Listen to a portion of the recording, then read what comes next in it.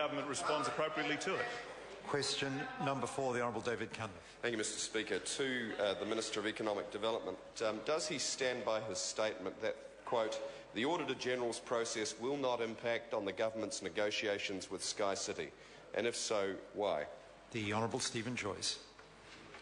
Mr Speaker, yes, I do stand by that statement because there is no practical reason they can't continue in parallel.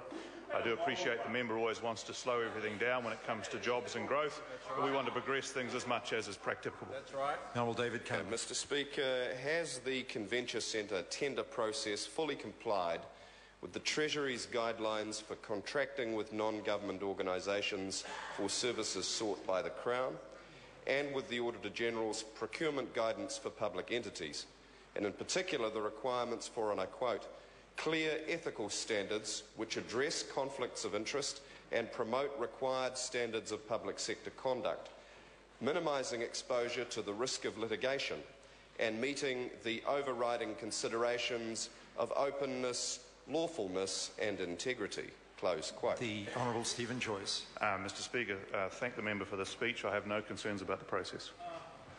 The Honourable David Cunliffe. Mr Speaker, can he confirm that the earlier decision in 2001 was carried under the signature not of the Minister then, Mark Burton, but in fact of the then Chair of the Casino Control Authority, his very close colleague, the Honourable Judith Collins? And can he further confirm that that decision, and I'm sure that the Minister will be pleased to say, involved no change in the law? The Honourable Stephen Joyce. Mr Speaker, actually my understanding is the decision was signed by the acting chair of the time, PJ Dew, on behalf of the Government of the day and the Casino Control Authority. Oh, it's a technicality now, says the member. Oh, it's a little technicality now. Having decided to raise it, it's a technicality, Mr Speaker. Look, I appreciate the Labor Party are now embarrassed, not only that they allowed SkyCity to build a convention centre... Order. The Minister's answer was fine to that point, but he was himself embarking on a speech at that point. The Honourable David Cunliffe. Mr Speaker, to the Minister, has any other party been offered a change in the law in any other commercial relationship in which he, his office or his ministry has been or is involved? The Honourable Stephen Joyce. Mr Speaker, I have no idea what the member is referring to. What I can say in relation to the casino law was that actually it was changed after that decision the Labor government made, so they not only allowed it to occur, they then pulled the ladder up so nobody... Order. The Minister should be responsive when the speaker gets to his feet. The Minister answered the question. He said he was unaware of any such a circumstance and the rest was all superfluous. The Honourable David Cunliffe. Point of order, Mr Speaker. Point of order, the Honourable David Cunliffe. Mr Speaker, I seek leave to table the Treasury's 2009 guidelines for contracting with non-government organisations for services sought by the Crown. Leave is sought to table that document. Is there any objection? There is objection. Point of order, the Honourable David Cunliffe. Mr Speaker, I seek leave to table the Controller and Auditor-General's 2008 Good Practice Guide, Procurement Guidance for Public Entities. Leave is sought to table that document. Is there any objection? There is objection.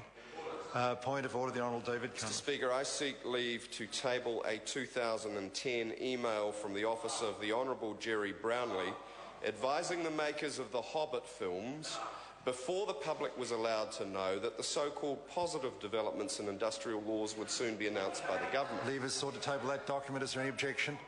There is objection. Point of order, the Honourable David Cunliffe. Mr Speaker, I seek leave to table a 2011 Buddle-Findlay report providing information about Stephen Joyce's offer of a long-term 10-year regulatory holiday for Telecom New Zealand. Leave is sought to table that document. Is there any objection? There is objection. Mr Speaker, point of order, the Honourable David Cunliffe. Mr Speaker, I seek leave to table a 2011 Journalism, Media and Democracy Research Centre report which discusses the shady government loan to MediaWorks, the company which Mr Joyce owed until recently. Leave is sought to table. Order. The point of order is being considered, and I understand the member seeking leave to table a document that contains certain words, and leave is sought to table that document. Is there any objection? There is objection. A supplementary question, Scott Simpson. Supplementary to the Minister, Mr Speaker. Has he seen any reports endorsing convention centre deals in return for gambling concessions, including extra machines? The Honourable Stephen Joyce. Oh, Mr Speaker, in fact I have, and as I rise I would say that the member opposite's just illustrated all the things that he doesn't want to do to create jobs in New Zealand. But I have seen a report from 2004 stating here in New Zealand, this is a report from 2004, which states here in New Zealand, it has been pleasing to see continuing investment in the quality of our tourism infrastructure. In Auckland's SkyCity has pumped $140 million into its new convention centre. Mr Speaker, this of course was in reaction to SkyCity's 2001 deal with the government of the day that resulted in 230 extra gaming machines in return for SkyCity's current convention centre. I'll let the members draw their own conclusions about the relationship between 2001 and today, but it might help to note the quote was from the former Labour Party Prime Minister, one Helen Clark. Question number 5, the Honourable Tau Henare. Thank you, Mr Speaker. My question is to the Minister for Social Development. What announcements have